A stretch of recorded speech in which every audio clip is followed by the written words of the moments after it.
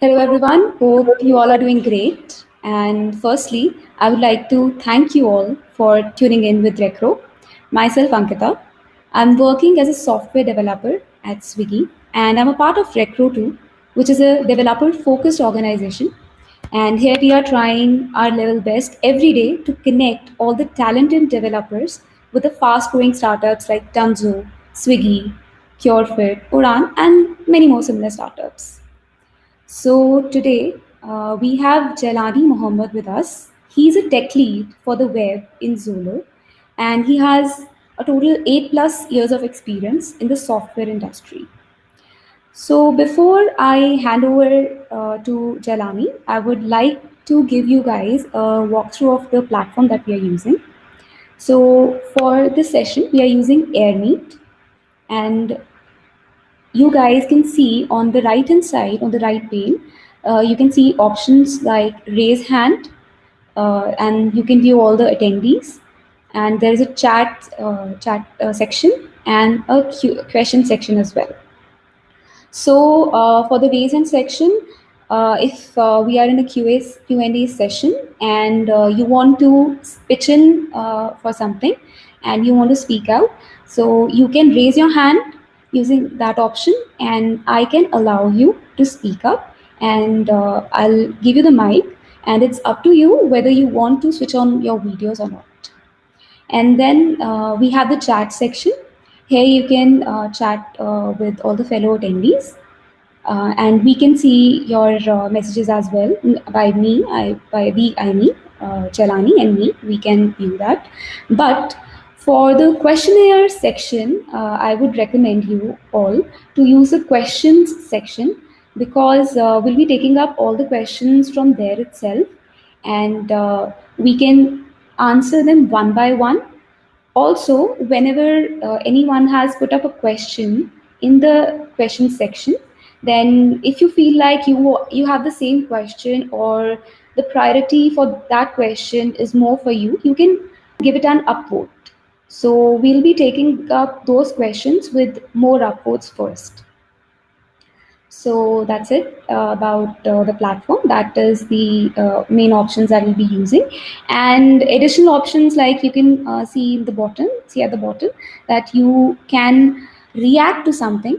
Like if we have asked you a question, then you can just give a like comment, give a like using those reactions, and there are multiple other reactions as well that you can use from.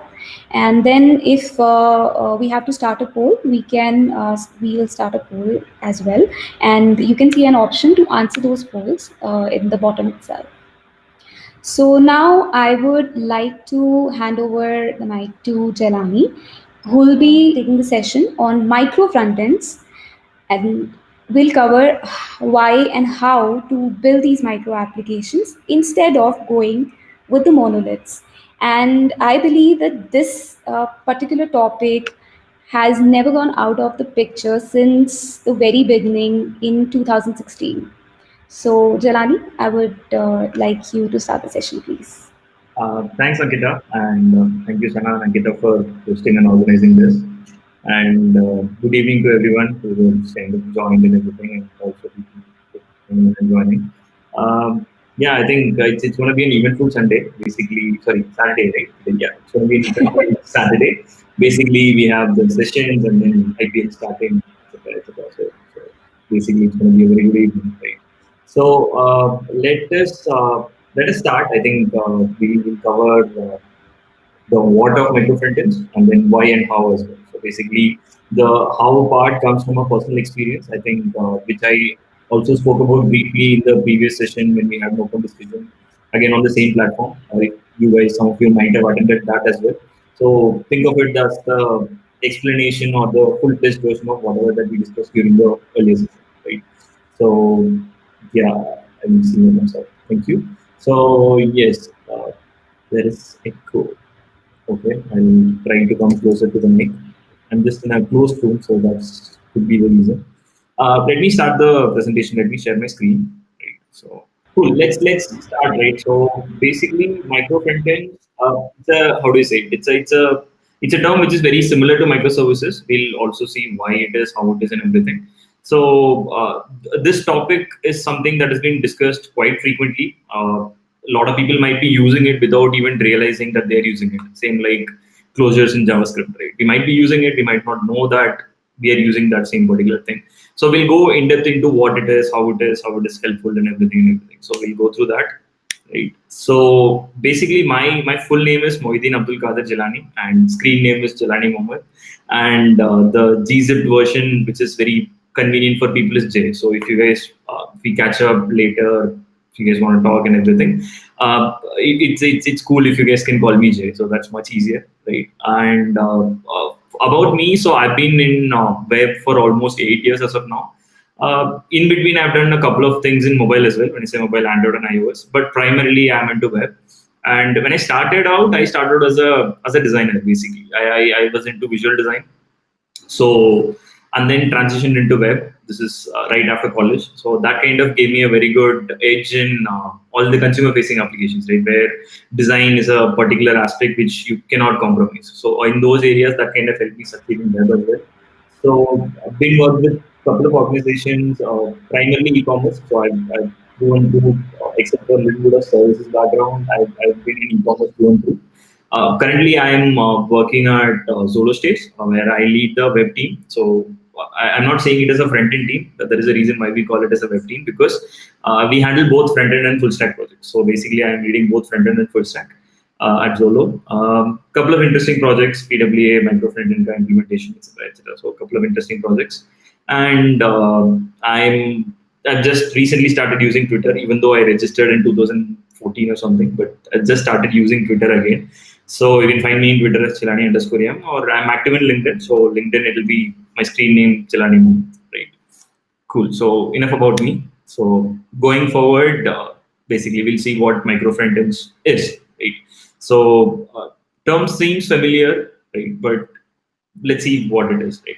So what I would say is that before going into micro frontends, let's kind of try to understand microservices, because I'm not sure how many of us who have joined here is a little bit of backend knowledge or full stack knowledge and everything, but you must have definitely heard the term microservices, right? So let's kind of look at what microservices are or is, and then kind of try to derive an analogy from that to micro frontends, so that it is a logical comparison of one to one, right? So we'll look at microservices first, because that's where micro frontends as a concept came from, right? So microservices are nothing but it's an architectural pattern which you take either it's an existing big application which is split into smaller collection of services, or if you're building something from ground up, you don't build it as a single application, you build it as a collection of applications which either talk synchronously or asynchronously. That could be based on the use case. That could be based on whatever that particular organization or the product wants, right? If you are using synchronous communication, you will be using REST APIs. If you are using asynchronous, it will be event-driven, right? You will be basically putting it between ActiveMQ or Kafka or some other queuing system, right? RabbitMQ, etc. Right? So the rules for a microservice, right? A service, the architecture is called microservice architecture if the services are highly cohesive. When we say cohesive, they should work in cohesion. Basically, your single response might come from 5 different services, but all of them work cohesively to give you the data. So basically, that is access to the gateway, right? And second one is loosely coupled. Loosely coupled means code change in one place does not require code change in all the other services, right? They are separated based on concerns. They're built based on solid principles. So that's where your loosely coupled part comes in. Right? Next one is independently deployable. That means that if you have a service number 1, service number 2, service number 3, if you are making some change in service number 3, that means that you should be able to deploy that one specifically or separately, so that you don't disrupt any of the other stuff. So there are multiple advantages to that, which we'll see going forward, right? And the fourth one is which is not technical, but it's more of a organizational principle, which is basically that it should be organized around your business context. So we'll see an example going forward how business context helps in like shaping up the services, right? So let's look at an example of an e-commerce backend, right? If a e-commerce backend, say any e-commerce product which has a backend, If it's a monolith backend, it will have all these or probably even more modules in a single application. When I say single application, it will be a single code base, probably running in a single machine or probably running in cluster of machines based on the scale, right? Either it could be horizontal scale or vertical scale. It could be anything.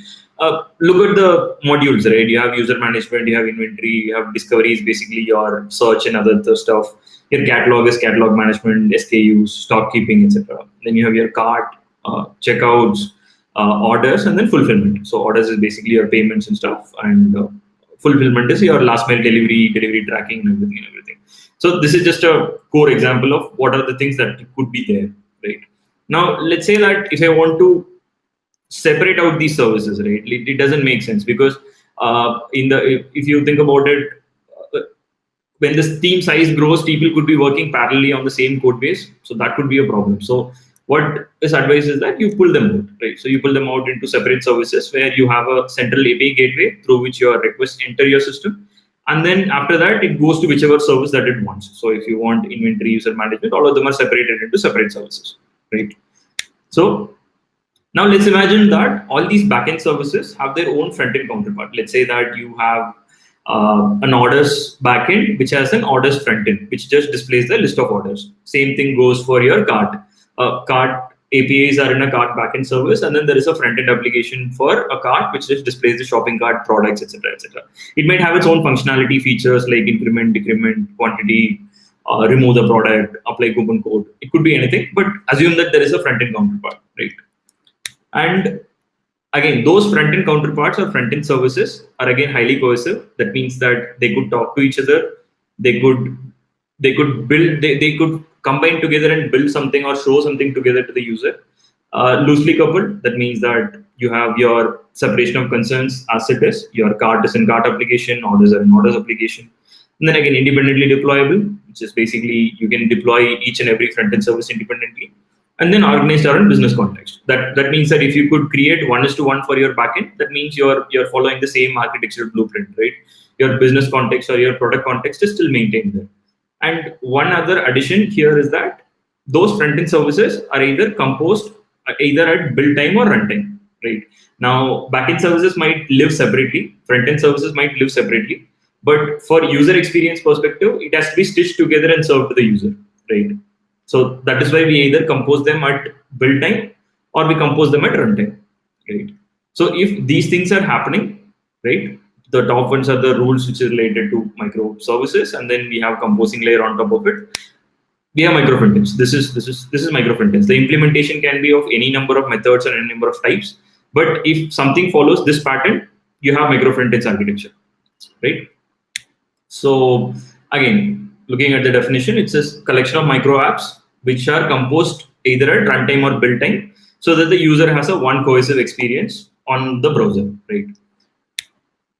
So what do you get out of micro frontends? I mean, like, why should you do this? Right? That's one primary question that comes before we go into how and what of things. Like, why should you do this? What do you get out of micro frontends? Basically, number one is easier to maintain code base. I mean, like your at max, every single service will have probably 5 pages, 6 pages, 5 routes, 6 routes. So that makes it very easier to maintain the code because complexity is split across between multiple projects, right? So that it makes it easier to maintain the code base. Less friction between teams. Basically, if you are working in a distributed team where there is a particular team working only on checkout, there is a particular team working only on inventory, that means that they can work independently without worrying about breaking other parts. If it was in a monolith, then it would have been a nightmare, right? So you might be pushing some code, and then some other team might overwrite it because they wanted to deploy something, and then it's a these are the things that prevent you from scaling your applications, right? So if you have independent applications working in isolated manner, if you can deploy them separately, then that means that very less friction between teams. Everybody focus on what their team is supposed to do. Right? Next one is less testing effort and regression, which is kind of a follow-up point for the previous point, which is if you are not touching other parts, that means that you are releasing what you can control. That means that the effort is less, testing effort is less because you only have to test one particular part of the application, and regression should be very, very few. I mean, like the possibility of regression happening will be very less. and your overall testing time also gets reduced because you don't have to test the entire application of the ecosystem. You just have to test one particular service, right? Uh, this is my favorite advantage of choosing a micro frontend, right? Which is basically that you'll be able to choose a diverse stack. I mean, you're not restricted by what you have done before. If you're working on a monolith, that means that if it's built on React, then you tend to stick to React, right? You might kind of pull off some trick and then try to integrate something into picture. But primarily 99% of the people, what they do is like, it's built in React, let's stick with React. Even though the problem that is in hand could be solved better with some other library or framework, right? But if you go through the micro front-end route, if you're building separate applications and then composing them, that means that you can choose your applications independently, you can choose your stack independently, and then based on what uh, you can choose a stack which is suitable for that particular problem, right? So, and this helps in learning as well. So the team doesn't have to just stick to one technology. Team also has a freedom and ability to kind of explore multiple things, at least 2-3 different libraries or languages, right? So, yep. And at this point, I would want to pause and ask any questions. Janani, we have one question. Right. So I would read it out for you. Mhm. So is it that micro front-end, these micro front-end apps deployments would be separate and independent too?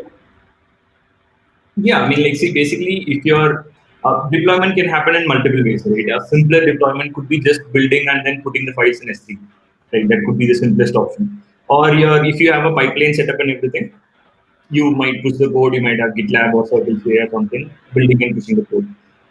Think of it this way: all of them are preferably all of these independent apps are in independent repositories. That means obviously that the deployment is also independent.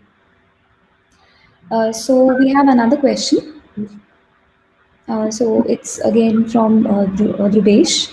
So he's asking that, but choosing these different stacks might bring a lot of performance issues. So any thoughts on that? So I wouldn't say performance issues. So basically, it again depends on your use case. I mean, you might not have a use case where you would want React, Vue, and Swell to co-live on the same page. The possibility of that happening is very, very less, right? But there could be a case where inside an application there is one particular page which is built on Swell or built on Vue. So if those things are optimized, isolated in an isolated environment, and when it comes to the composing layer, it'll work with the same performance. There wouldn't be any impact. But there is one other problem outside technology, which is basically your team. Right? So basically, the more you add, the more you have to maintain. I would say that as a problem. But performance-wise, there wouldn't be any major problem if we do things right. Okay. So next question we have is that for an existing monolith front end, how easy it is to migrate to a micro front end architecture?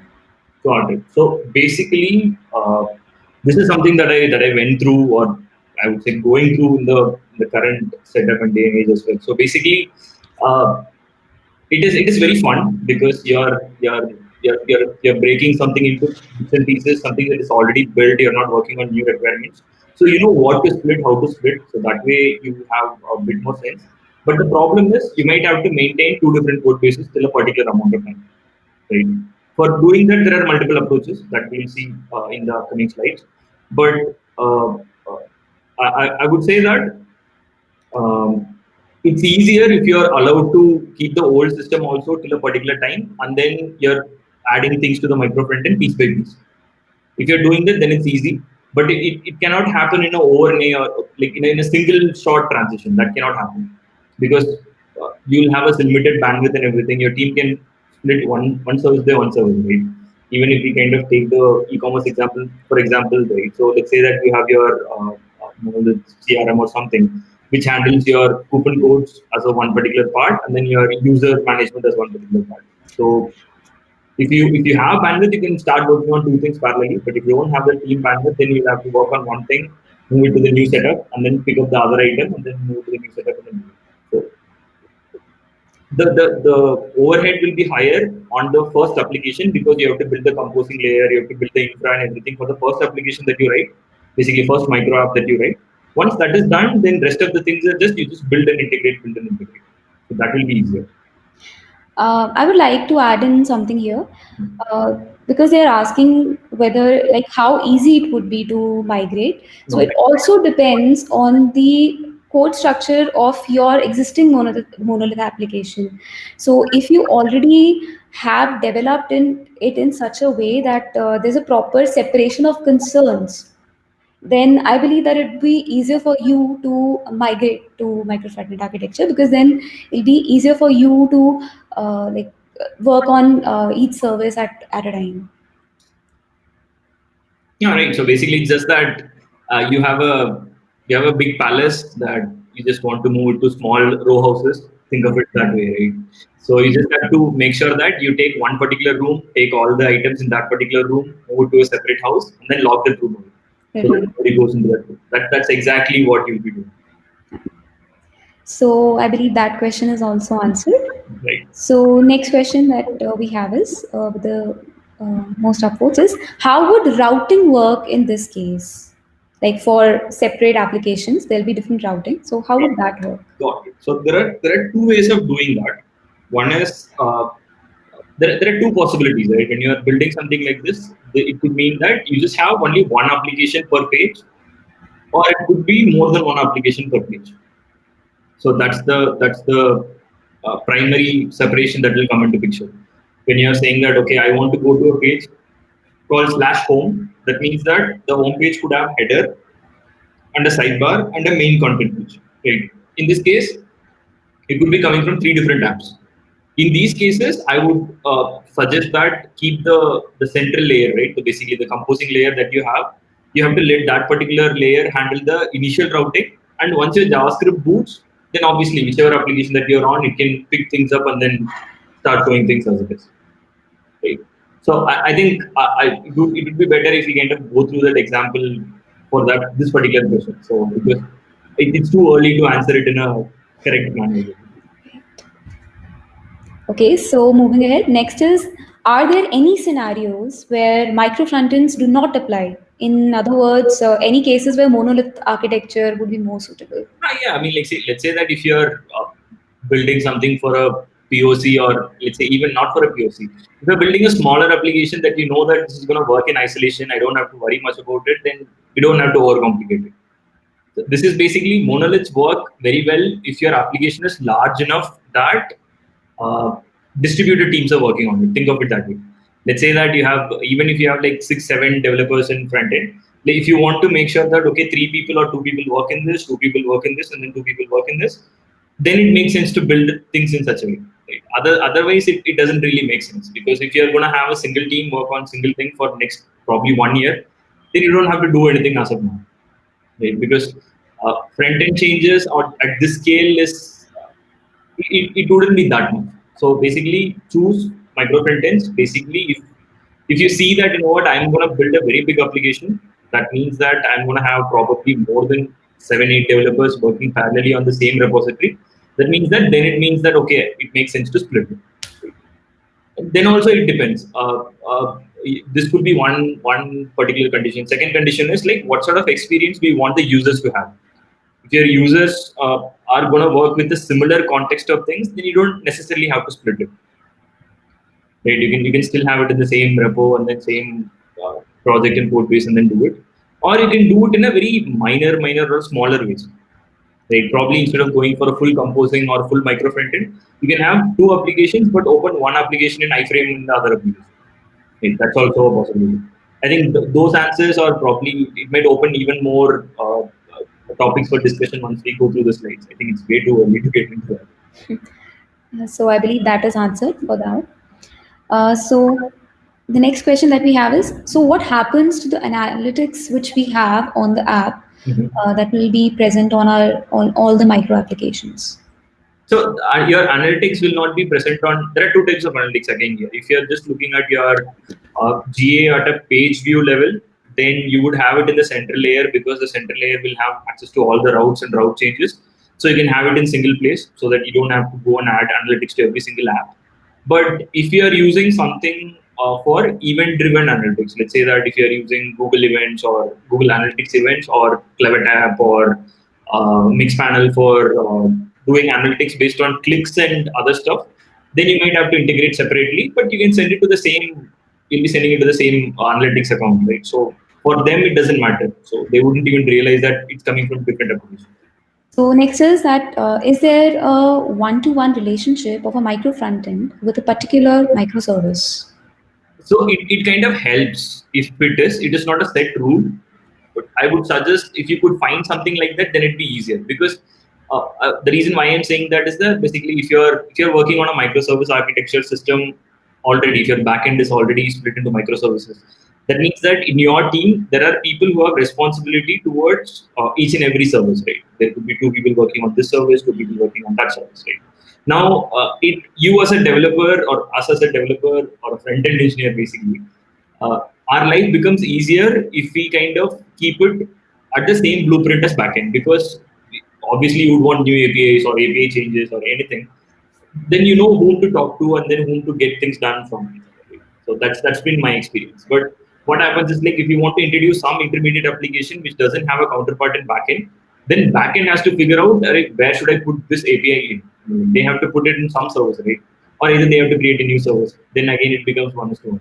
So it helps if it can be brought to one clone or probably a mirror setup.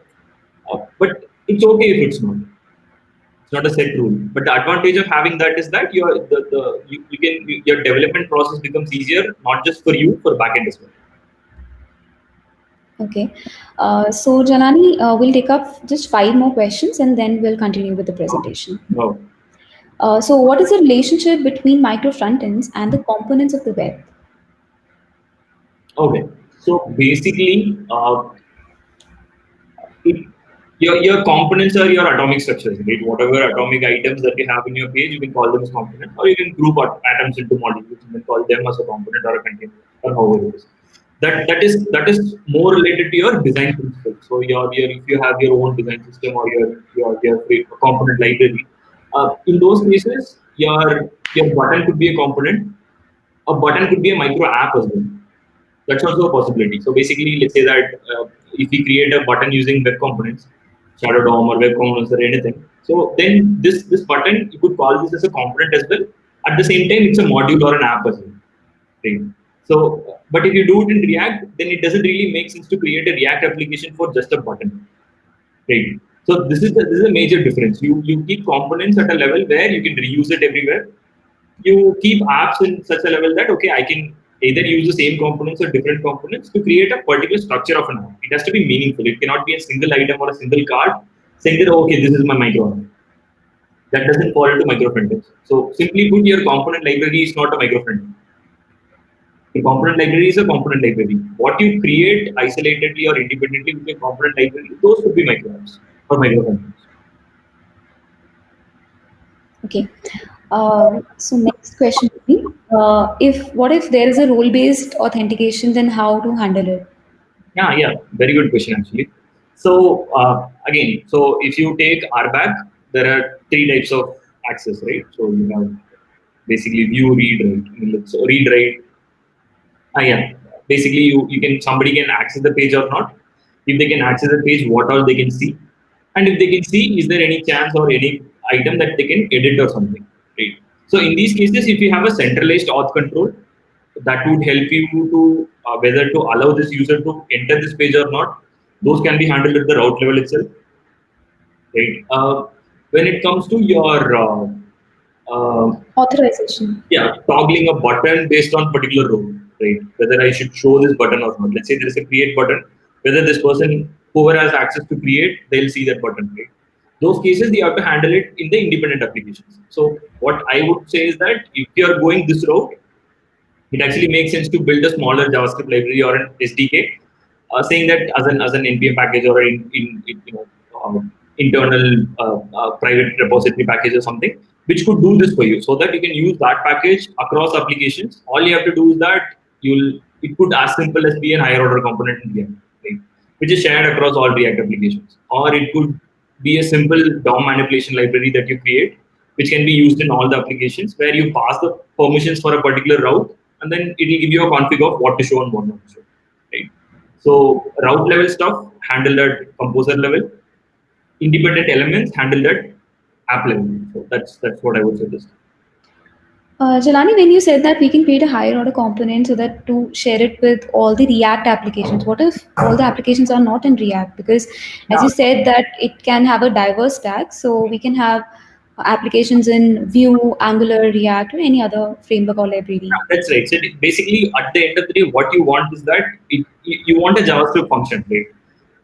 Higher order component that is in the pure context of React. But let's say that if you have multiple frameworks in play, you have to go to your base, right? You have to go to your JavaScript for support. Saying that you can create a library which can, what it can do is that all you have to do is like whenever a page loads, you give your user ID probably and your page that you're currently on to that particular library, right? That will either probably have the data with it internally in local or somewhere, or it could even make API calls, right?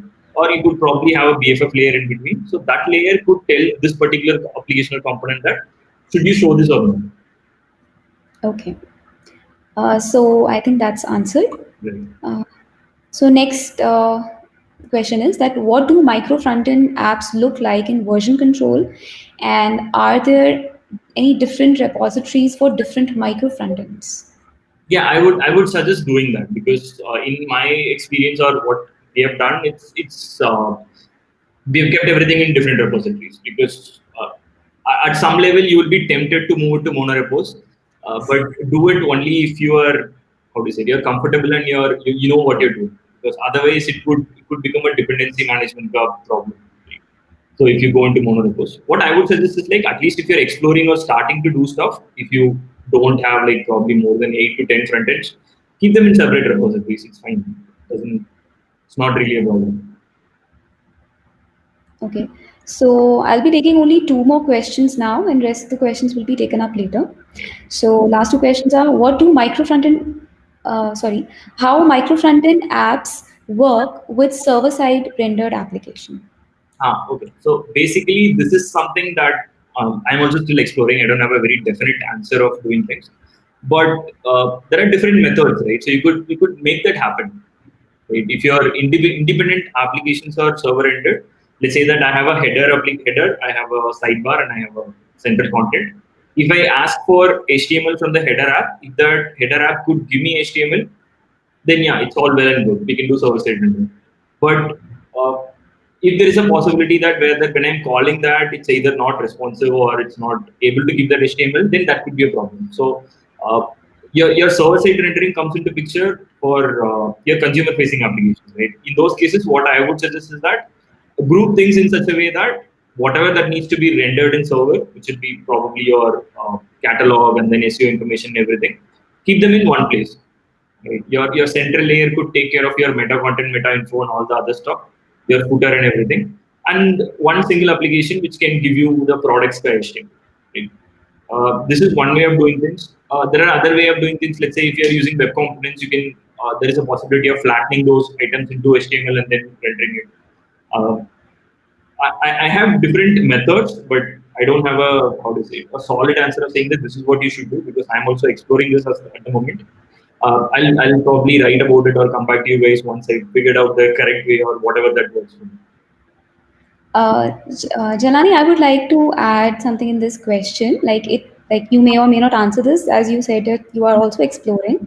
So when we talk about server-side rendered application, so there could be a scenario wherein all the applications are not server-side rendered, Right. and another scenario could be that all the applications are server-side rendered, but say one of those applications is in Next.js, and Next.js provides us with a feature wherein we can have some of the components server-side rendered and rest of them can be client-side rendered. So Right. what in that case? Like, So how can it be handled? again, I would say that we have to stick to the basics at this moment. So, what is server-side render, right? So, what is server-rendered application, right? A server-rendered application, leave the implementation part, leave your code base outside, whatever you wrote within everything. For a browser, if something is server-rendered, or for a user, something is server-rendered, if on the first request I get the HTML, right? Instead of just getting the skeleton, if I just Right. get the HTML, that's server-rendered, right?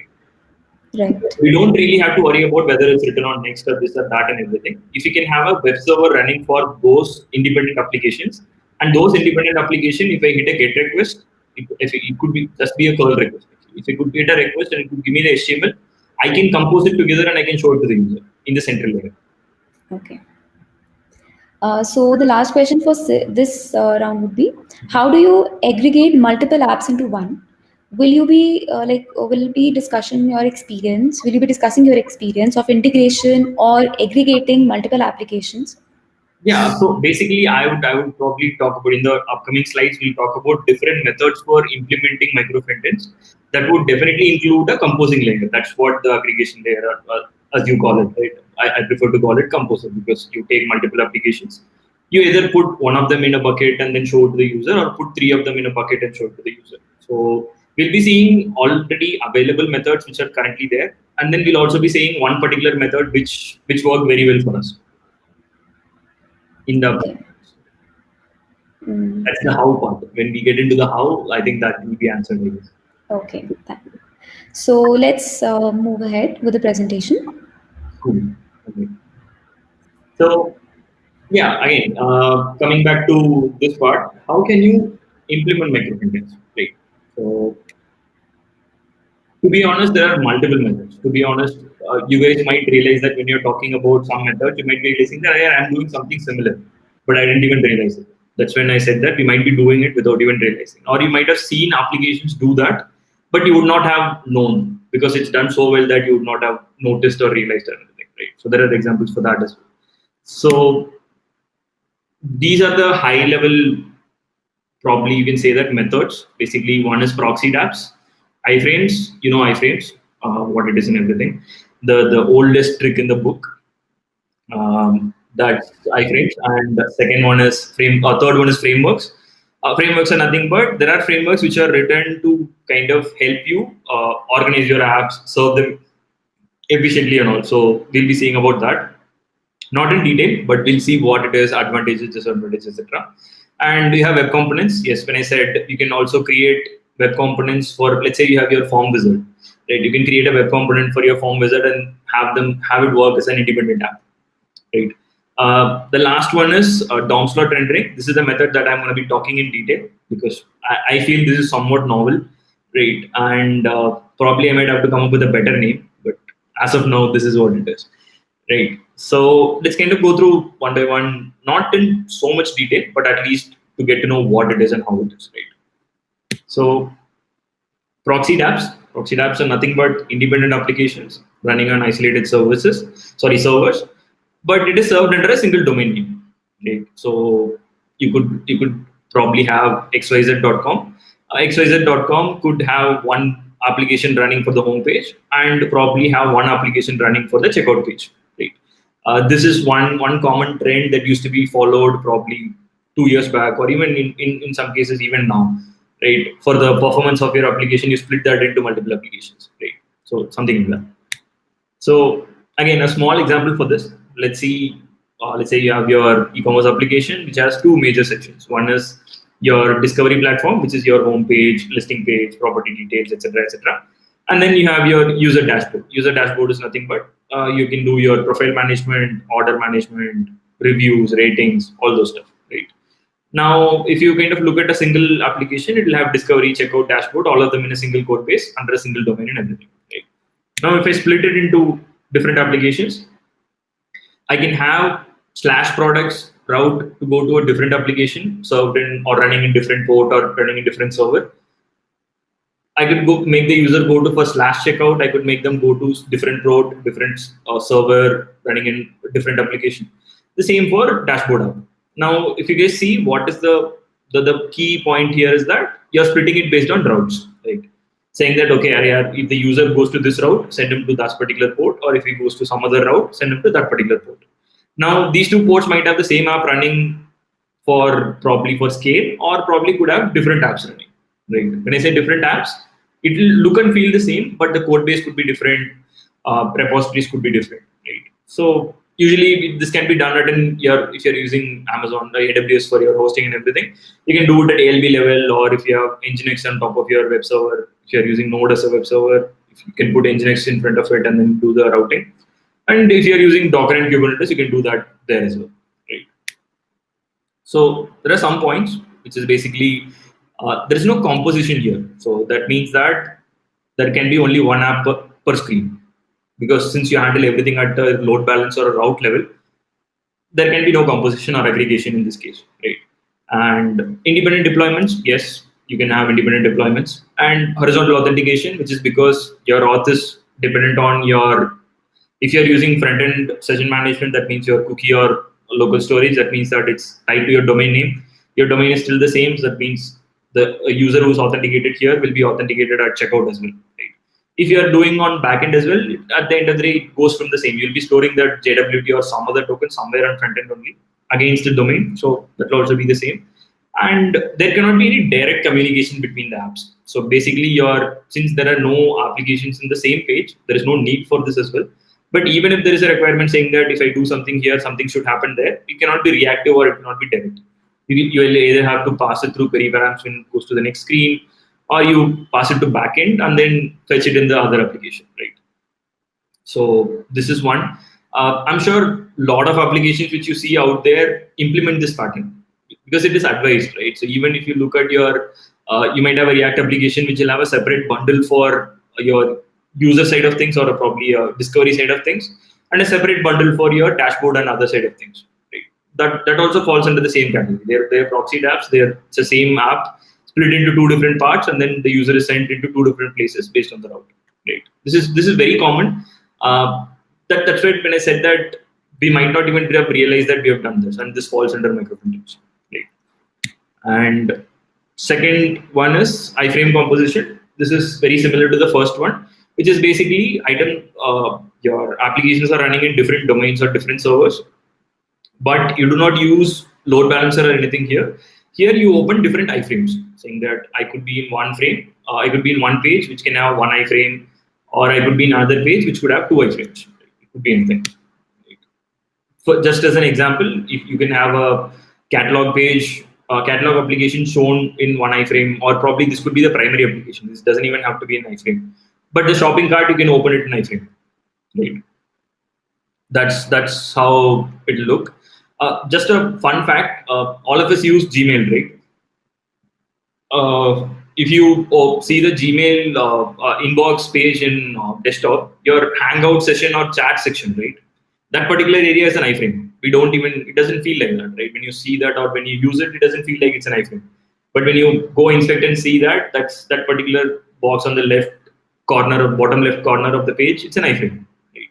It's composed at the screen. We don't even realize it. Now, another example would be, I'm not sure how many of you guys use Confluence for writing documents. If you're using Confluence for writing documents, once you publish the document, there is a link for analytics. You can see how many people viewed it, read it, etc., etc. When you click on View Analytics, it opens a pop-up. That is nothing but another iframe. Right. So this kind of helps you to prototype things easily, build things together fast, and then you can split things later, right, for a better composition, etc., etc. Some points about iframe composition. Yeah, you can compose it at a page level. It can be either client rendered or server rendered. Doesn't matter. Right. When the page loads, the content is going to be there. So it's up to the independent application to implement that. Next one is it allows multiple applications on screen. Yeah, you can have 1, 2, but don't go like overboard putting 5 different iframes or 6 different iframes in the page. That might have a opposite effect of whatever we intended. Right. Independent deployments, yes. Authentication is horizontal, yes. Again, domain name, frames, follow through, and everything. You can make apps communicate through the central layer through post message. You can send and receive messages from a frame. That is also possible. And if you're using iframes, you have to use xframe options, because for securing your frames, right? It makes sure that your application cannot be opened in an iframe by someone else. You have to put your origin or root name saying that, okay, this particular application is allowed to be open in iframe only in this particular application. So just a security practice, right? So that people cannot do clickjacking or anything. That's all. Next one is using frameworks. Frameworks are nothing but, yeah, you know what frameworks are, right? So they can be, it provides a way for configuring and bootstrapping very easily, right? There could be a bit of a learning curve based on how complex the framework is. There are some examples: Single SPA, Frint, Luigi. Luigi is the latest one, which was open sourced by SAP. I've not used it. If you guys have time, then check it out. Some examples or some points about this thing frameworks are you can do route specific composition. That means that you can have one app per route, two apps per route. All those things you'll be able to do. And another one is it allows multiple apps, independent deployments, yes. And these frameworks, they also give you lifecycle methods. You will be able to control whether if you have, let's say you have 3 applications on a page, and then if you want to do something on a mount lifecycle, something on unmount lifecycle, you'll be able to do that. This mount and unmount are not same as React. This is the lingo used by single SPA. And it enables communication. You can either use window object, which is a global object. You can probably use local storage for items that are not immediately reactive. If you want something to be reactive, then you can use event bus. You can create a PubSub model, and then one application pushes data into the queue, another application takes it and reacts to it. Right? That's all for frameworks. And next one is using web components. This is nothing but you create custom elements and then use to inside the composing application. You just create a custom element, so you'll have a module for that. You include that module in your composing application, so you have that web component there. Right? Allows composition, yes, you can do that. You can have multiple web components on the page. There is only build, there's no deployment. So basically, you'll build it into a single JS file or a multiple JS files. That's all. And if you put it in S3, then there is no deployment. You can serve it from S3 itself. And it's good for separating things at widget level. I wouldn't say that you can build an entire page on web components. That would probably increase the code complexity a little bit. But if you're building widget, one example which I suggested was the form widget, form wizard, right? So if you're building something like that, then it makes sense, yes. And it communicates through your same thing because they live in the browser together. So you can either use window events, local state, or again event bus. If you can build an event bus where components can talk between themselves. Right.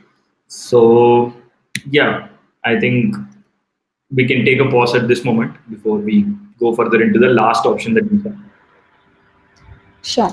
So we already have a couple of questions in the section. Okay. So first is there a disadvantage of using micro frontends? Would managing more micro frontends be a hassle? Again, it wouldn't be a hassle because all these applications will be small. That's the core philosophy, right? So basically, if you're splitting something into smaller parts, those smaller parts should be easily manageable. Okay? If it is not, then we are doing something wrong, either at the planning level or at the implementation level. But ideally, if it is planned properly and then split according to your context and everything, it will be easier. The difficulty that you will face is that when it comes to, let's say you have your own internal component library or design system or something, and then that is constantly getting updated. Right? Someone could be using V1 and some application could be using V1.3. Right? So how do we manage these type of things? These are the problems that will come into picture. So these also can be managed by making sure that backward compatibility exists in a proper way, so that the design system or the component library does not have any breaking changes moving between versions. So it can be solved that way. But other than that, I would not say that there is any maintainability issue. There is no maintainability issue. There won't be any deployment issue. It's just that we have to make sure that our app does not get complicated. The moment you see that your micro app itself is getting complicated, that means that it's time to split the time. Janani, could you give an example of like a scenario wherein such complication could occur? Like, it'll be helpful, I guess, for all the runners. Right. Okay. So I have to give an example, right? So what I do is like we have a set rule saying that okay, 4 or 5 routes per app, right? So that means that you have let's say if you have a application which manages your coupon codes, right?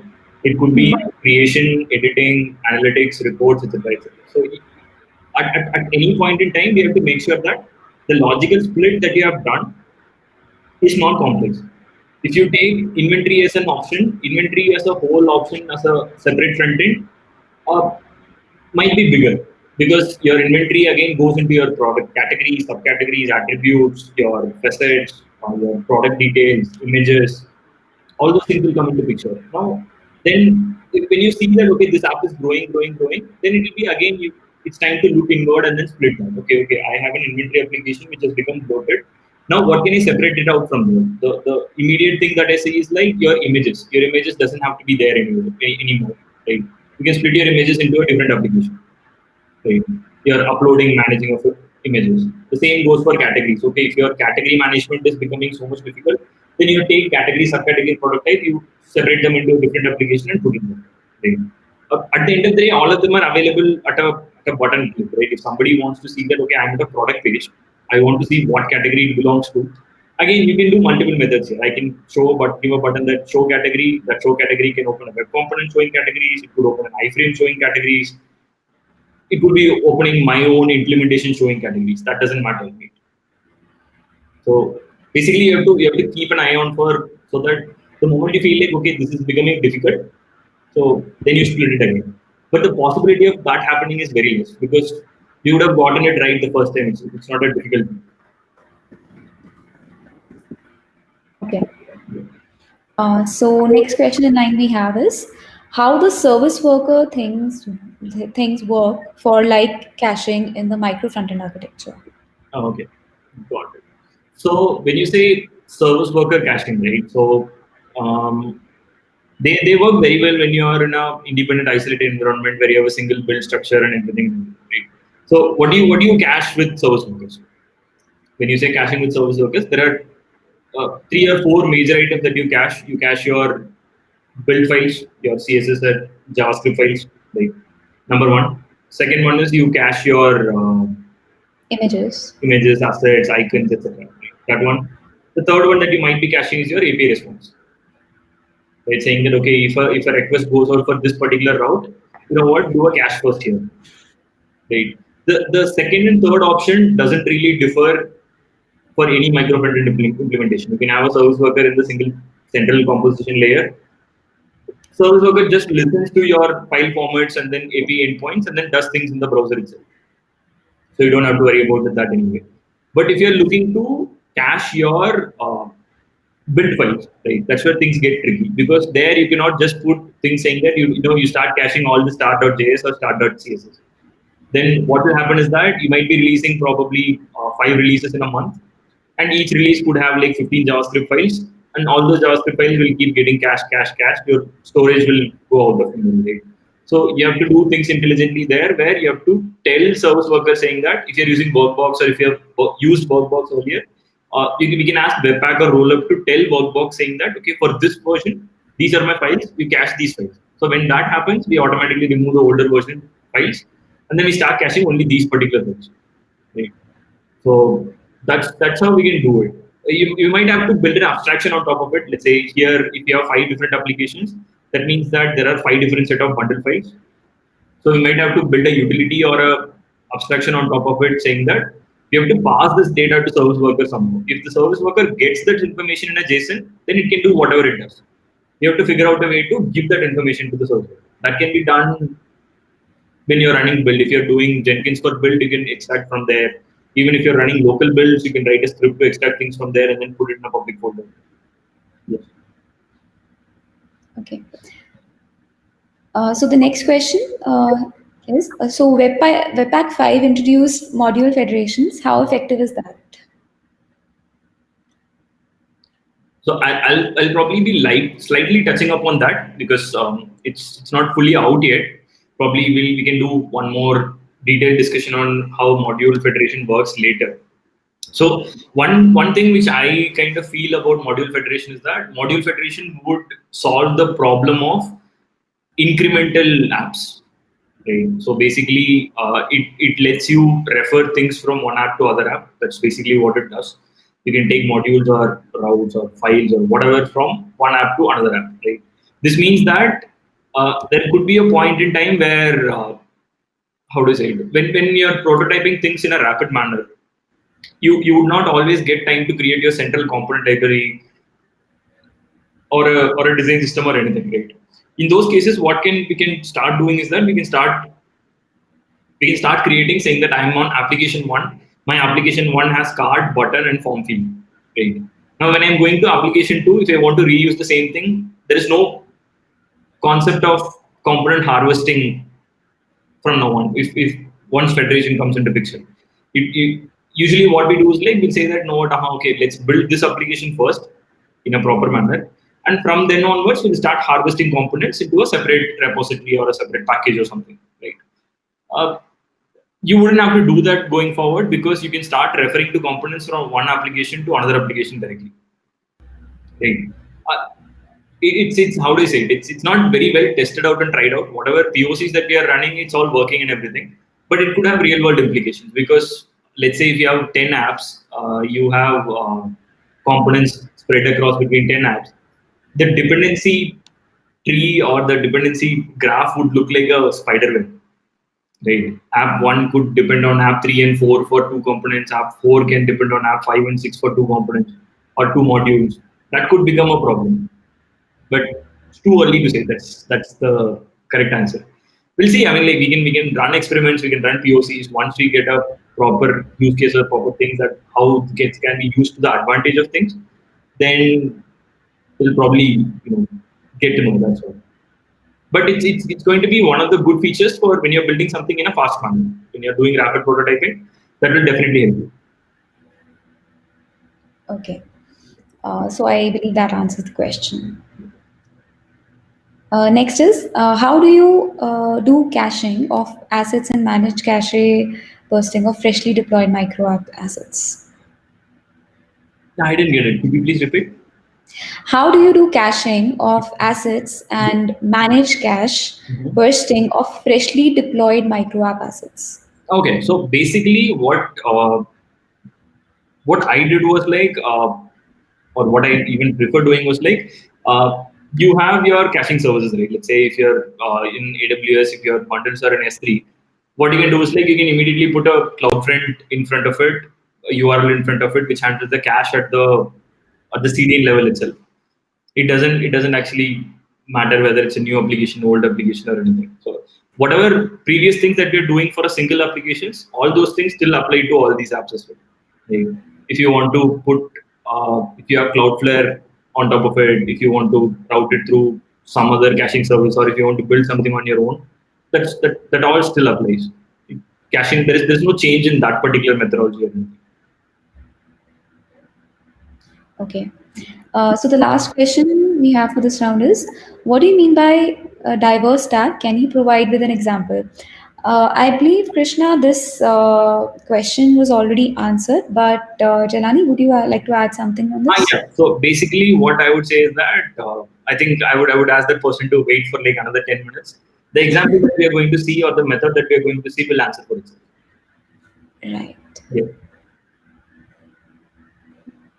Okay, so we are done with this QA session as well. So now we have another interesting thing coming up, which is that Jelani will show us some code, actual code he has implemented. So for me, it's very exciting. Let's see how it turns out for you guys. Jelani, please. Right. Okay. Cool. So before going into things, right? So let's kind of take a case study, part imaginary, part real. So, right. So I would say I'd call this section like a case of a monolith CR. Right? Let's think about that. Okay, there was I think this is something that every single company goes through, or every single engineering team goes through. When the product was built, you build everything in a single CRM where it manages products, it manages this, that, etc., etc. That's how monolith front ends get formed, right?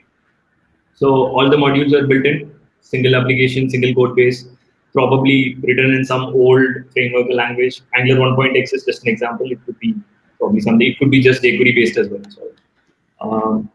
So, it could be used by every single team in the organization. When I say team, it's not just engineering. Your operations could be using it for reviews and marking orders. Your support could be using it for chats and tickets. It could be anything. And when it comes to the engineering team, it is maintained by a single team. Right? It is all good. Right? It is all going good until it wasn't. This until it wasn't moment would be the moment when you hit scale.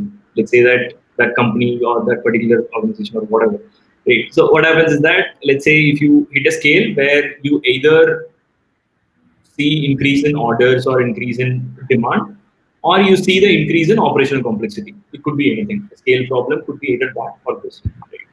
So it was all good until it wasn't. Right? So Jalani, I'm sorry to cut you there. So, everyone, I've shared all the social links where you can reach out to Jalani. You can follow Recro's profile on LinkedIn and Instagram. You can follow us on YouTube as well, where the video for this particular session will be uploaded. And then you can also, if you feel like, you can also join us on our WhatsApp group so that it's easier for us to converse with you guys and keep you updated with the upcoming sessions we're going to have. And then you can also follow me on LinkedIn as well. And then I would request you guys to fill up the feedback form later on when we are done with this session, because it would help us to improve in some of the areas which you feel like needs to be improved. And it could be the format of the presentation or format of the whole session as well. So, Jalani, please yep. continue.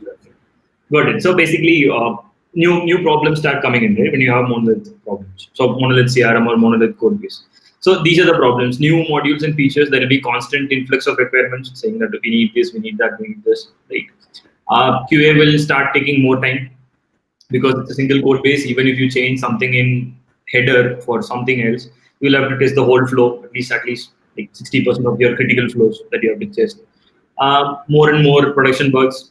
Obviously, something will get missed. You're working on the same code base. Somebody will overwrite someone else's code, or delay deployment will get delayed because of conflicts. So there could be those many issues. And then there could be language fatigue as well. If it's a legacy system, then yeah, it will be the thing that nobody would want to touch. Right? So basically, only option is to rewrite. And when we rewrite, instead of rewriting into a single app again, you rewrite it into a separate app. Right? This kind of answers that question also about how do we transition from a monolith to a microfrontend approach. Right?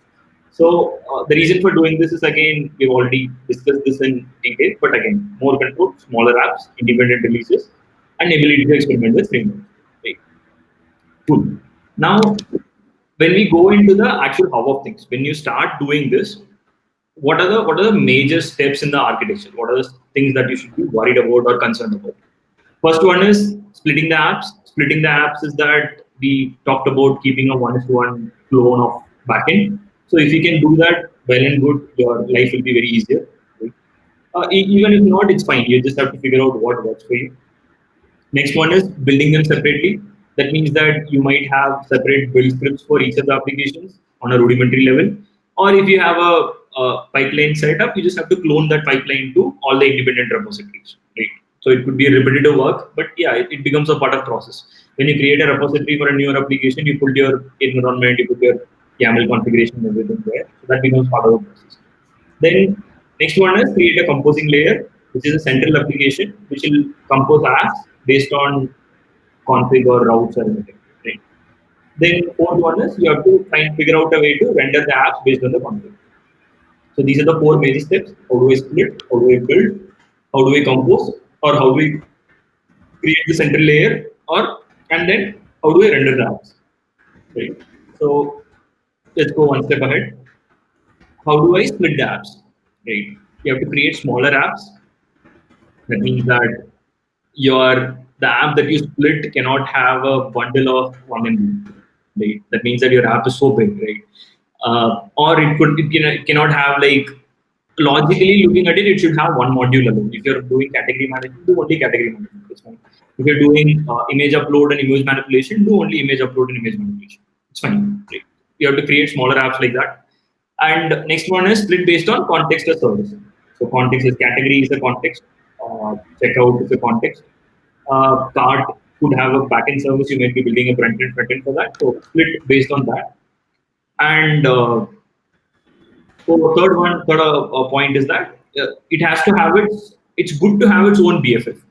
BFF is nothing but not best friends forever. It's backend for frontends, right? Which is basically an intermediate backend application which sits in between your front end and your proper backend. right? So this helps you in doing data manipulation, authentication.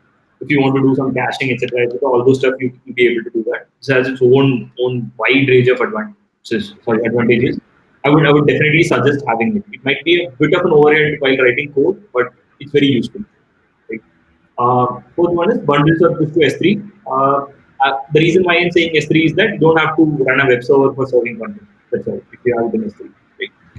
That's all. Um, then the method that we are talking about, right? So it has a couple of rules, right? Now, before seeing these rules, I would want to probably ask a question. I don't know if you can get the answers, but uh, there is we have React, we have Vue, we have Svelte, we have Elm, probably Angular in some matters. Um, all these major frameworks have or libraries have one thing in common, right? Which is nothing but your syntaxes are different, the way you code is different, etc. So all those things are different. But there is always the concept where you will have a div which has a particular ID, and then your application that gets built will be populated inside that ID. Right? That's what happens with React. That's what happens with Vue. That's what happens with Svelte. Right? Even Elm does that. Angular does that at a particular level. Right? So basically, the concept is that you have different applications. You will have different DOM slots. That's all. Right? So you write an application in React. Once it is built, when that JavaScript runs inside the browser, when your bundle gets executed in the browser, your React will get executed. It will prepare whatever that it needs to prepare. Once the HTML content, everything is ready, what it will do is like it will look at whatever ID that I'm giving or whatever DOM element that I'm telling the application. It will go and inject the entire content into that. Right? That's how we see the content on page, right? With respect to a React application. So this particular approach follows the same rule, saying that okay, how can I compose applications based on DOM slots? I can have one single application per page, or I can have three applications per page. But all I have to do is that I have to have different DOM slots. That means that for app 1, I have to have div ID app 1. For app 2, I have to have div ID app 2. For app 3, I have to have div ID app 3. Right? When app 1's bundle get executed, it will execute everything. It will push content, HTML content into app 1 div of app 1, which has the ID app 1. Same goes for app 2, same goes for app 3. Right? So that's what we call here as rules. That's what's currently happening here. So what we do is that we set the public path in your Webpack or rollup configuration to your S3 base URL. The reason because of doing this is that you might be doing lazy loading of components. You might be probably having image assets there, right? To make sure that they are getting served properly, we need to set this thing as a public path as S3 base URL. Then the next option is asset manifest. I'm sure all of us would have seen this manifest file when it gets built in Webpack or Rollup or any of the bundling services, even Parcel, right? I'm not sure about Snowpack because I've not worked with Snowpack, but I'll get back on that if something is changed in that, right? But the core logic remains same. So you have your asset manifest file, which is nothing but whatever gets processed by Webpack gets added here. Right? If you are using Sass, your CSS file will have an entry here. Your JSX file and your components will get executed. It goes through Babel, etc., etc. And then finally, when the bundles are created, they'll have an entry here. Right? So that means that you need an asset manifest. And the third one is DOM slot should be unique, which is basically that if you are composing multiple applications on page, then those applications should have unique DOM slots. Right? That means that if I have a sidebar app, as I have in the example here, I have a header app. Header app should push content into header div. Sidebar app should push content into sidebar div. If we have same div IDs used in two different applications, then one will overwrite the other. The one which gets executed, the second will be visible. The first one will get overwritten. Right? Small mistakes. So these are the rules that we are setting for the current method that we are going. So just to recap, what we are doing is like we are splitting the apps into smaller apps. And in those apps, when we are splitting, we are setting these as rules. Right? In the app that I have, when I build, I need my S3 base URL in the public path. I want an asset manifest. And third one is when I render, hydrate, push whatever the content into a div, that particular div element ID should be unique. Right? These are the rules for this. Now comes composing layer. how can we create a composing layer? A composing layer, what has been done is that it's built with Node, Express, and Handlebars.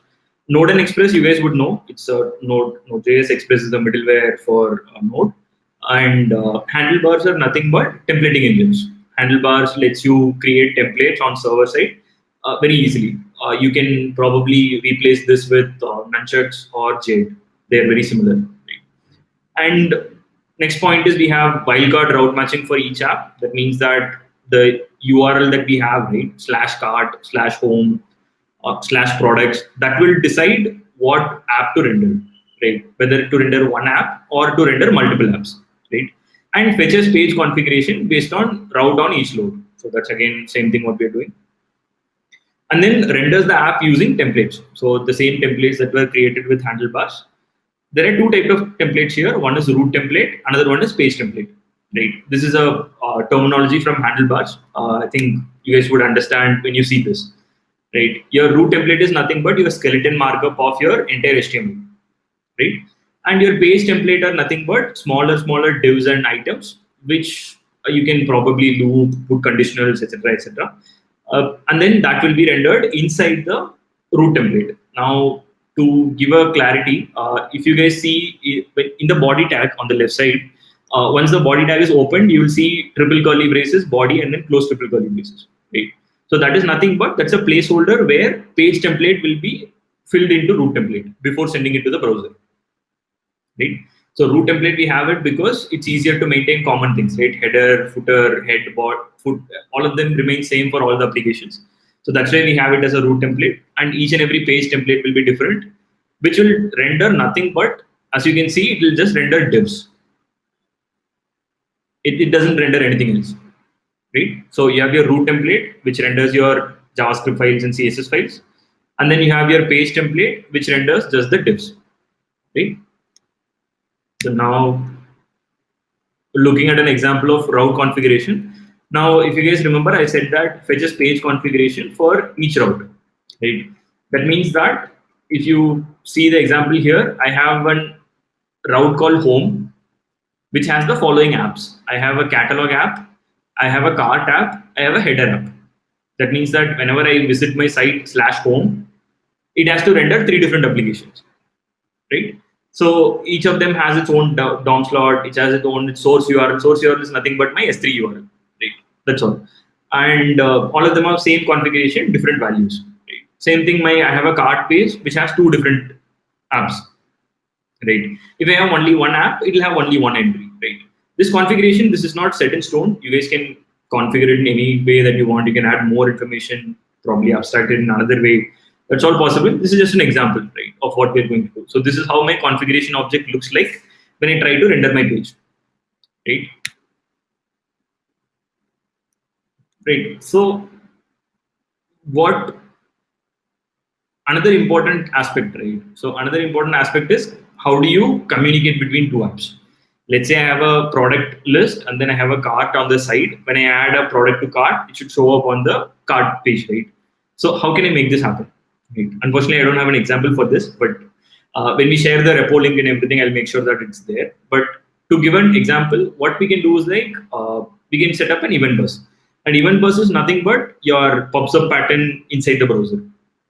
You create a singleton object, and then so you put your whenever an application wants to listen to something, it goes and subscribes to a particular action, and whenever an action happens, this subscriber who has subscribed to that particular one, he or she will be notified, right? That's how PubSub works. So what we do is like we create this in the central layer so that central PubSub setup is there. And then when the apps load, right, I have my header app, I have my cart app, I have my other apps. Whenever an app loads, if it feels like, you know what, I want to listen to a particular event, it can go and subscribe to it. It can happen in component mount, or it could happen in your init, etc., etc. It can happen at whatever level. You go and subscribe to that particular event, and another app which wants to publish to that particular queue can publish that data, and the application which subscribe to it will get the data, and then it can react immediately accordingly. Right? The reaction could be, if you take in case of React, I could have I could probably have a listener which is listening for an event, and when that event happens, I would just dispatch an action to Redux. right? It could be as simple as that. Or it could be as simple as that another case should be that, okay, if I listen to an event and when I receive an event, if the data is true, then I will show a button. This could be used for toggling things across apps. That could also be possible. Right? So this is how we do the communication, right? Before we see the example, right? So I would probably want you guys to walk you through the request flow, how it happens in the central layer, so that when you see the probably the what happens in the browser and the code, you have a better understanding of what happens there. Sorry. So just to give an example of request flow, we have uh, a client request a page, which is /cart. Server receives the request. It pattern matches to find the route name. In this case, the route name is /cart, right? And it will go and fetch the configuration. For configuration, it's nothing but my cart page has two apps. One is cart, another one is header, right? Now, once it is done, it will fetch the asset manifest of the apps, right? So basically, I need to know what are the bundle files for each of the apps. My cart has a cart app and then a header app. So I'll find out, okay, I'll take the header app S3 URL, fetch the asset manifest, and then fetch the CSS and JS, right? Whatever that is required for that particular application. And then I'll add it to the root template, right? In the top, I'll add the CSS files. In the bottom, I'll add the JavaScript files, right? And if it is only one app, I'll do this only once. If there are like three apps, I'll have to do this three times. Basically, I'll have to fetch the asset manifest of individual apps. From the asset manifest, I'll have to take the file names of CSS and JS, right? And then add it in the root template, right? Once the root template is added, then I will move on to page template. For us, page template is nothing but on the right side. For each app, I just have to render a div with my DOM slot name. DOM slot name is nothing but for each app, we have a DOM slot name called cart, header, etc. So in this example, what will happen is like it will render two divs. One div will have an ID header, another div will have an ID cart, right? And once this markup is prepared, markup will be sent to client. Once markup is sent to client, browser will pass the HTML, it will see CSS, it will download CSS, it will go through the rest of the items, it will see JavaScript, it will download JavaScript, it will get executed. Once it gets executed, app1 ka bundles will push content into app1 ka div, which is cart. App2 ka bundles, once it get executed, will push content into app2 ka div, which is header. Right? So that's all that happens when we look at it, the request flow level, right? So I'll probably show a demo, right, of how things look, right? Do I have the server running? Yes, I have the server running. So cool. So as you guys can see, right? So it's a very how to say, very base example. Right? I didn't have time to prepare something complex, but we'll see in the future, right, in the repo and everything. But for now, if you guys see, there are three different sections in the page. There is a header, there is a main app, and then I have my sidebar. Right. Now, if you look at it, for an end user, they might not realize, or they would not. I'm sorry, if I had just shown it in the starting of the page, you would not have realized that these are from three different apps. Probably I have to remove the app word, but still, right? So that's the beauty of things, right? So you have three different apps which are coexisting in the same page, right? Now, just to dig a little deeper, if I look at my page source, it's not server rendered, but if I look at my page source, all I have is I have three divs, right? I have my header div, I have my sidebar, I have my catalog, right? Now, according to my configuration,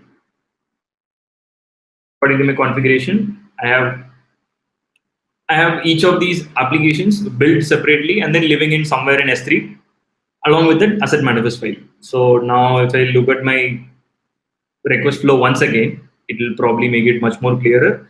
Request comes, pattern match, find config.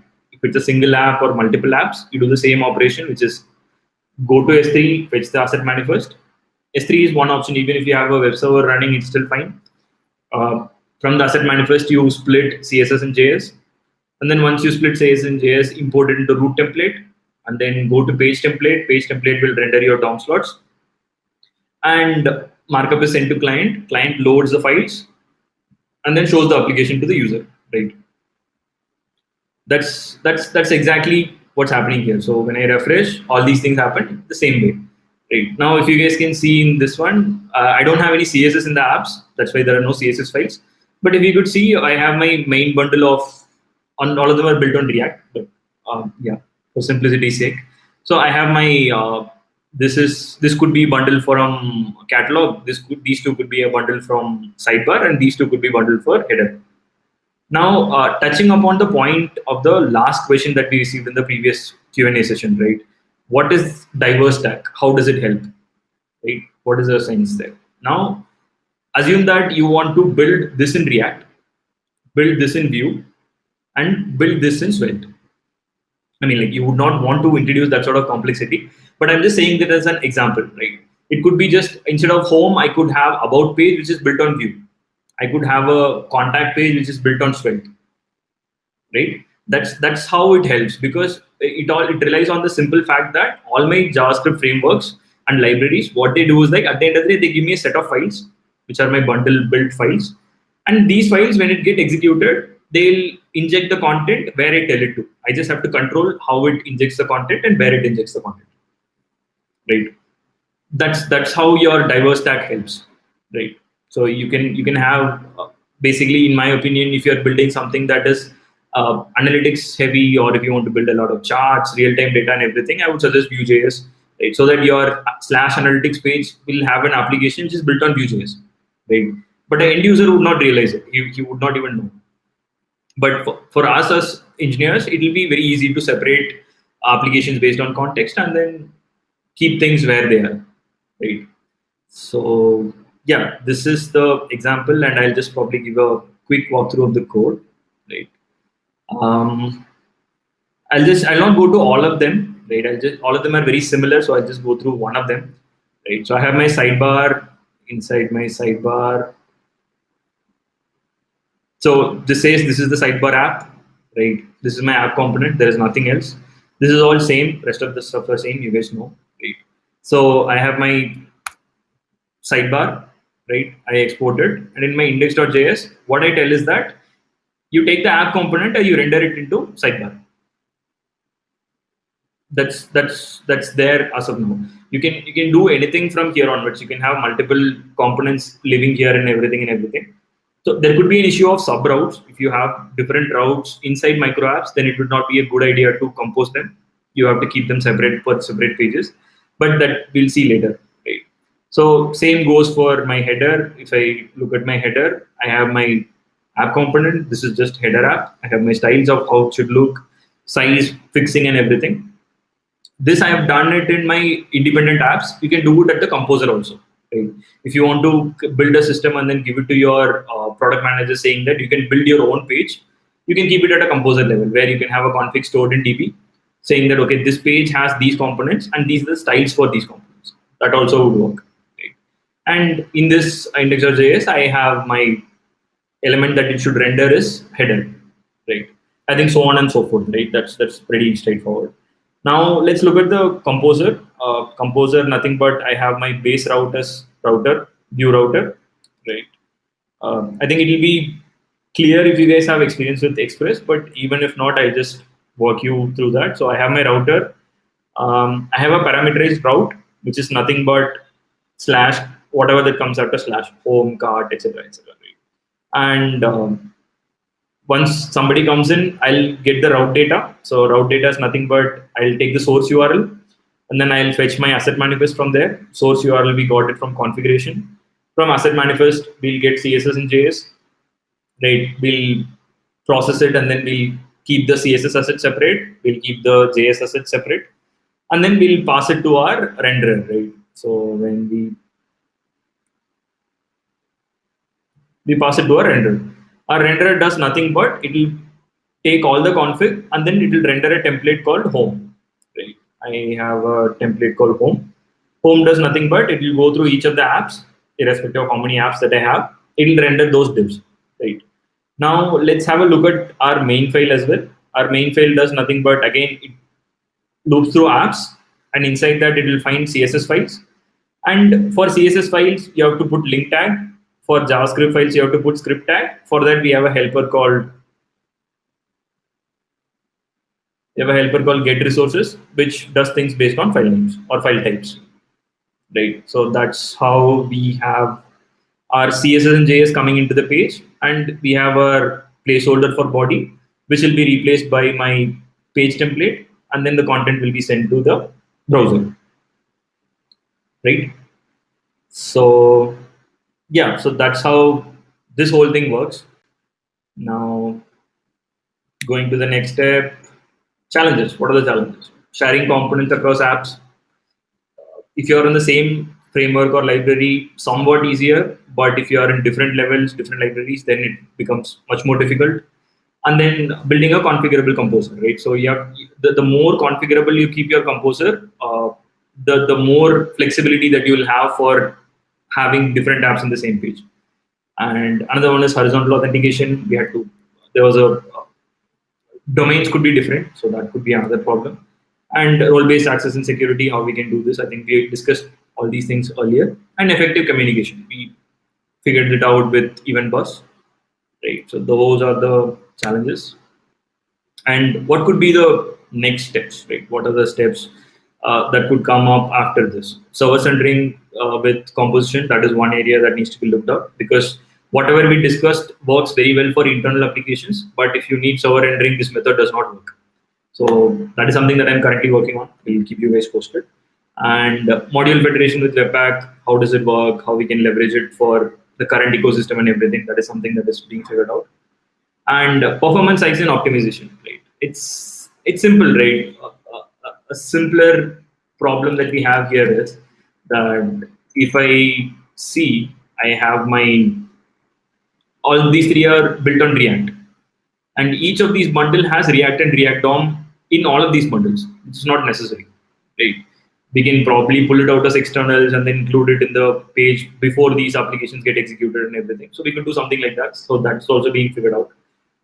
Working on that stuff, right? And post that, I think, yeah, that's all. That's all for now as micro front ends. I think the last part, I think I ran it through very quickly, but we'll take it up in questions if you guys have any doubts. And yeah, some references. Yeah, along with what Ankita said, I also have a feedback form which I'll put it in chat. You guys can share whatever feedback that we have based on the topic and what you want to know more, etc., etc. And thank you. And for the final set of questions. So that was an awesome presentation. And my favorite part, Jalani, was the request flow, because that is what really, like, every guy, like every front end guy doesn't understand. And that was really very helpful to understand the whole flow of a micro front end project. So another was the code that he showed, and I believe everyone would be happy to know that we'll be sharing the presentation link as well as the GitHub repo link for the code Jalani just showed us. So it'll be quite helpful for us to start with building our own micro front-end application. So before we move ahead, we have shared the feedback form. So please give us your feedback if you feel like there are any improvements that we can make, and all, not just that, you could let us know if there are any topics that you would like us to uh, host a session on. The next session could be on that topic of the topic of your choice. And please follow us on our social links that we have already shared with you, and try if you could join our WhatsApp community of React.js, because there we can help each other. Because see, at Recro we believe that everyone learns from everyone. So the more we connect, the more we share our knowledge, the more we're gonna know new things, and the more we can improve ourselves. So let's get moving to the Q&A session, as we already have a question. So, Janani, I would read out it for you again. So, does Composer is just an architecture by you, or is there any design pattern or practice that is involved? Actually, to be honest, it's that's when I said that this is something novel. So uh, there are different methods out there. Just like iframe is one method, just like how proxy apps is one method. So when I was thinking how we can do it while leveraging JavaScript frameworks, this is something that popped into my mind. And also, my little bit of I have background in full stack, right? So that kind of thing. So this architecture or whatever that we have done in Composer, this is I don't think this will be available anywhere. But I'll be sharing the code base and everything. So but this is something that was built on the floor, right? There was no reference or anything. Yeah. Okay, so that question is answered. Guys, any new questions? Okay, so we have one more, and that's what happens when one of the requests to fetch a micro application fails, and how do you suggest we deal with UI break here? So basically, there are two approaches, right? So any request that you make, you either do it in a normal way or optimistic way. So what I would suggest is that we do it in the normal way, saying that okay, I make a call for a file or I make a request for a particular file, and I did not get that. Right? That means that only that application should stop working. Basically, it should not break the page. That is number one. And even if something happens, it should happen only within that container. And there also, what we can do is like we can have a intermediate refresh that can be handled with your XHR request or your fetch request later on client side. If something on server side fails, you can have a refresh button always, and then that refresh will refresh only that particular app. Okay, so let's wait for a minute. Maybe we can have more questions. Let's give everyone at least a couple of minutes to contain all the information. Yeah, I know this is a bit, how to say it. The last part is a bit more, but the architecture is like that, right? So if you want to have a complete configurable system, so that means that you have to have rules and things set in multiple places. So that's what it is. So we'll wait for a couple of minutes, guys. Yeah, we have another question. Ah, nice. So Amal has asked a concluding question that if a project manager comes to you and says that these are my requirements for a new project, how do you go about figuring out how to apply micro front-end principles to your new app and all the flows, client side or server side or asset management? Oh, I mean, I could probably talk for another 3-4 hours on this question. Nice question, Amal. Yeah, actually, this encircles everything, right? So basically, first thing what I would do is that I'll probably explain it with a day-to-day scenario of how things work at my place or how I do things. Right? So the requirement which comes in, it could be majorly between two of these. It could be either entirely new, or it could be something that is being built which could touch upon any of the existing system, right? So if it touches on any of the existing system, if you have the setup, it's well and good, right? You can build on that and then release it and everything. But let's say you don't have anything related to micro frontends and everything, so I would probably suggest that keep the micro frontends part out of the question here, because one single requirement from a product manager would not probably require you to create a micro frontend, right? Unless or otherwise you have the setup already. If you're already following that process, then it's fine. But you wouldn't have to create something new for only one requirement or one particular area or anything. It wouldn't be that. But what I would say is that when we say principles wise, flows wise, and server side, client side, and everything, so there I have some couple of interesting pointers, right? The simple difference between client side and server side is that I do server side only if there is an SEO constraint. If there is no SEO requirement for that particular application, if it's going to be an internal application, or if it's behind a login. Simple example, if it's behind a login, that means that it's not up for public. So those areas we don't have to worry about server side rendering, right? So there I would go with simple client side rendering, but I would probably have caching in place so that my request gets cached, my API responses get cached, anything that doesn't change over a period of time, right? Let's say I have a API to build a list of cities or list of something which doesn't change in 2 days, or if it doesn't change probably for more than the frequency of changes more than 5 days. Right? In those cases, it doesn't make sense to go to the database again and again. So there we could have a central caching layer in place. So that would help. That investment will pay off in further new APIs as well. So that is one thing. And what are the other apps? Principles of the apps and flows. Next is this flow is something that you have to sit and come up with your designer, right? If you have a UX guy or a UI guy or a team, they would have thought about this. Okay, I want my app to flow like this. Right? Now, For us, it is just to make sure that it works that way. Right? A simple example could be people might want my header should not change across the application. It's the same thing, but the inner content should swipe here and there, here and there. Right? So in those cases, what happens is that you can do it in multiple ways. Do what your team agrees upon. Do what you guys are comfortable with. If you have done something earlier which works in a similar way, reuse it. No other. No, I mean, like it's not really a problem, right? Yeah, I think we touched upon everything. But with respect to applying micro frontage, you don't create it for a single app. Create it only when you face the pain, saying that no, what this is an application that is something that we can't work on anymore because either it's outdated or it's causing problems in production or it's slowing down the team. Unless or otherwise you are facing any of these issues, don't do it. That's what I would say. You can implement things in iframe and proxy apps. Those things are still okay because those things give you performance benefits for your customer apps, for your user-facing apps. Those things still give you good benefits on speed and the bundle size and everything. You can do those items to keep the concerns separate.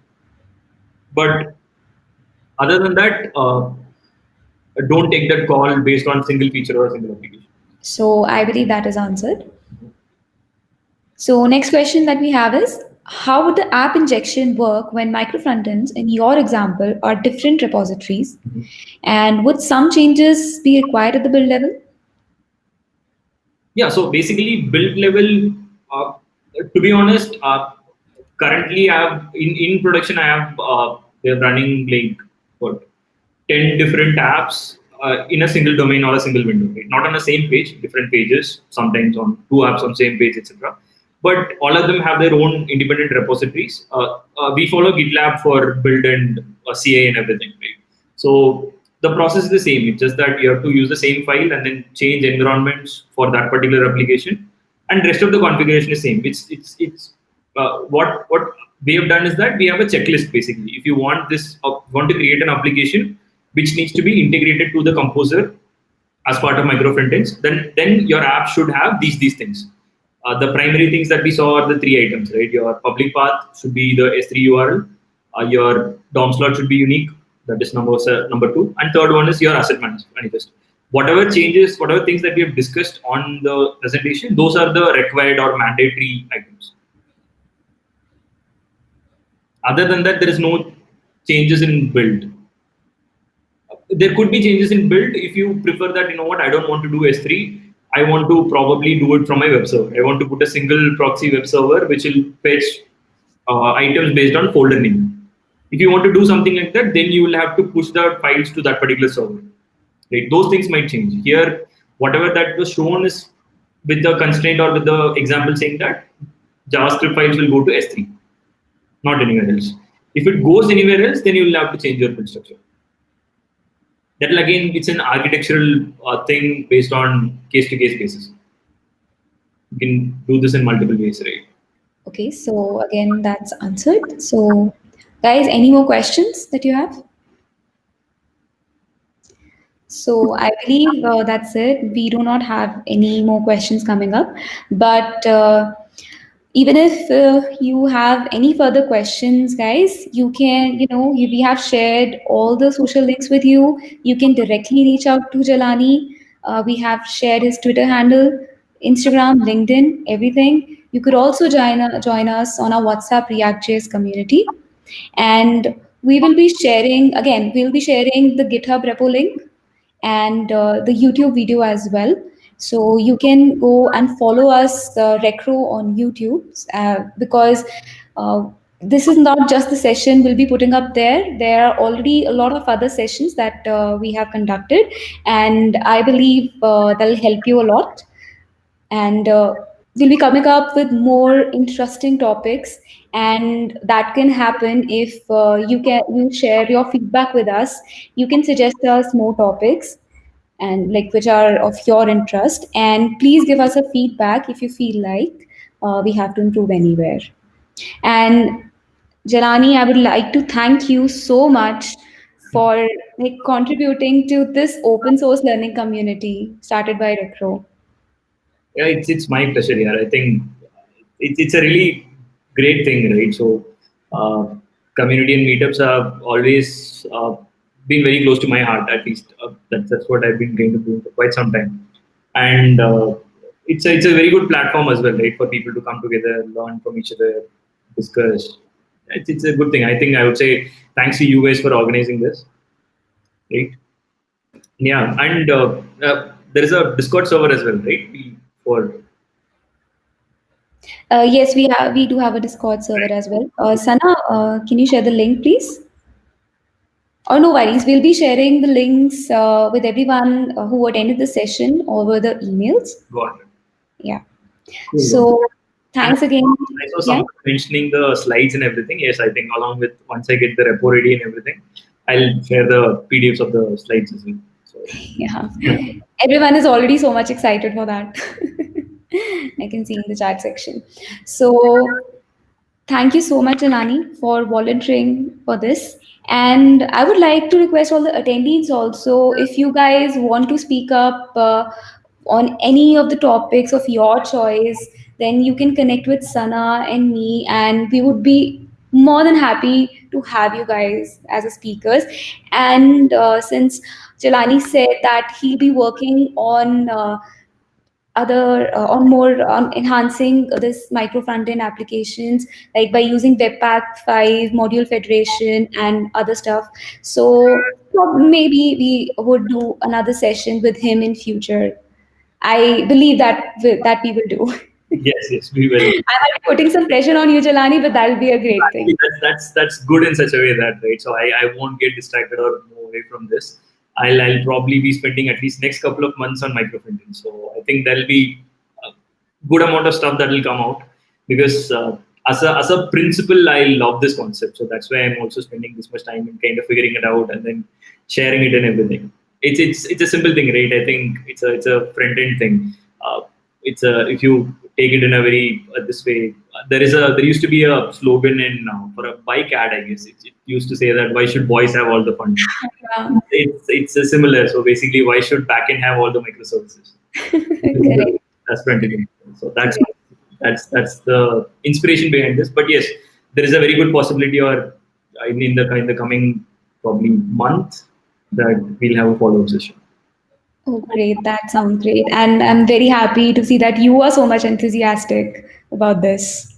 Right. So thank you so much, Jalani. And thank you everyone for tuning with us. And thank you, Sana, for organizing this session with Jalani. So I guess we have come to the end of the session. So we'd like to take a leave now. Thank you, guys. Likewise, thank you for attending. Reach out if there is any questions. And please do share your feedback with us. Thank you, guys.